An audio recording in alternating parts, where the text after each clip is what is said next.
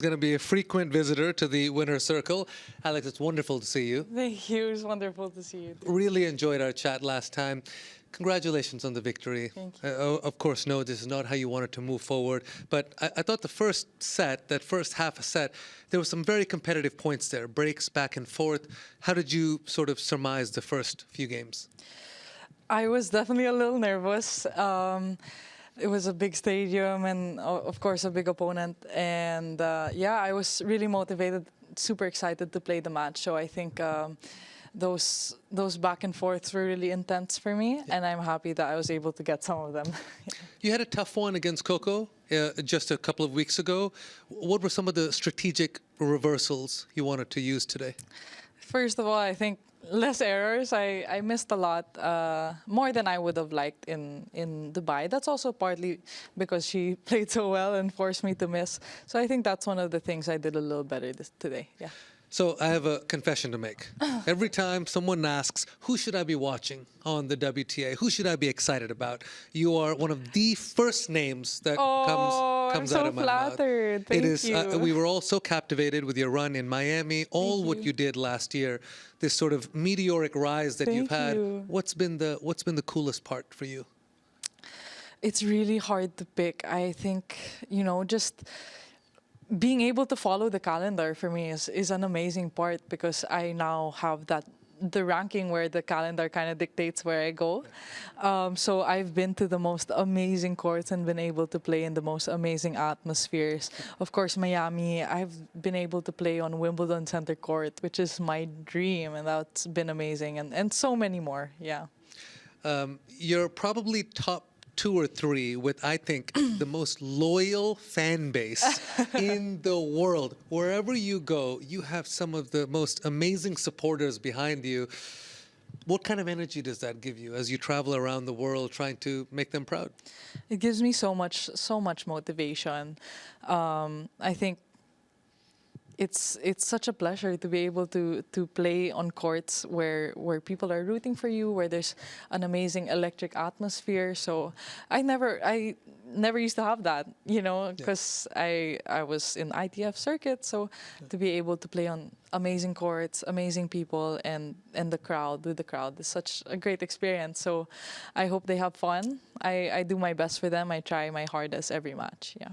You've broken so many records as the first Filipina woman to do so many different things. And not too long ago, just a few weeks ago, you had an opportunity to play in Manila. Yes. At a 125 there. That must have been crazy. But do you feel that sort of honor and responsibility when you are representing your people? Yes, I do feel a responsibility.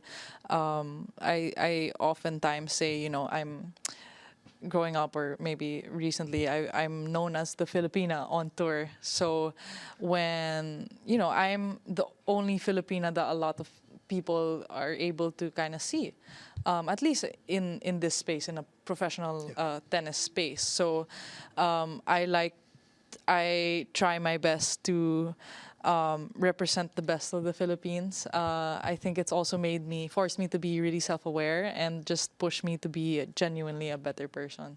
Yeah. Beautifully said. And you inspire a lot of people, not just in the Philippines, but elsewhere as well. I remember when we chatted in Miami last year, we talked about what sort of keeps you grounded, what keeps you focused, and you spoke about your faith. And you spoke about your parents, and your parents are here. Yes. It must be so amazing for them to be able to come and watch you at these amazing events.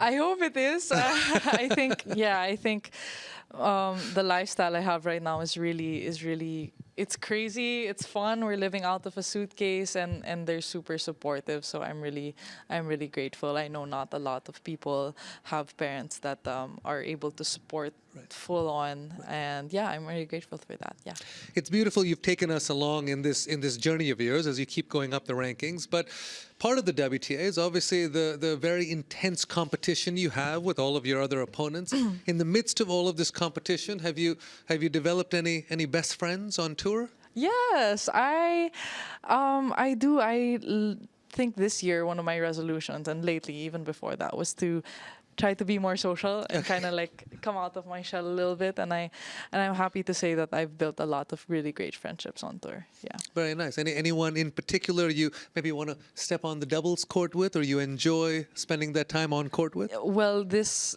week I played with Eva Jovic. She's Oh, beautiful. Yeah, so we're really good friends. She's super fun.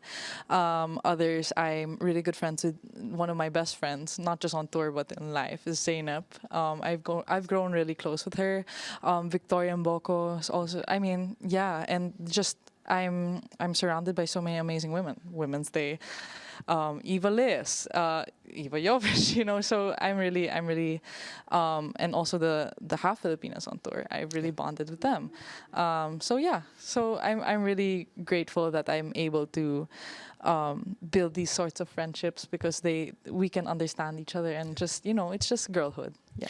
I tell you what, that's a pretty impressive little group you talked about there. That's like a young Avengers on the WTA. Boko, Jovic, Ivelisse, you. Man, that's an all-star squad.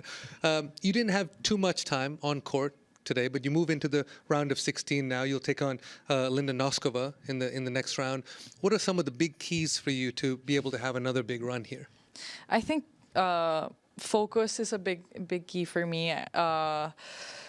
I think if I'm able to put out the level that I know I'm capable of, then the match will be good and I'll have my chances of going into the next round. But yeah, just intensity and sticking with my identity as a player. Yeah. Sticking with your identity as a player. I love to hear it. Congratulations Thank on the you. victory and keep shining. Thank you. Thank you so much.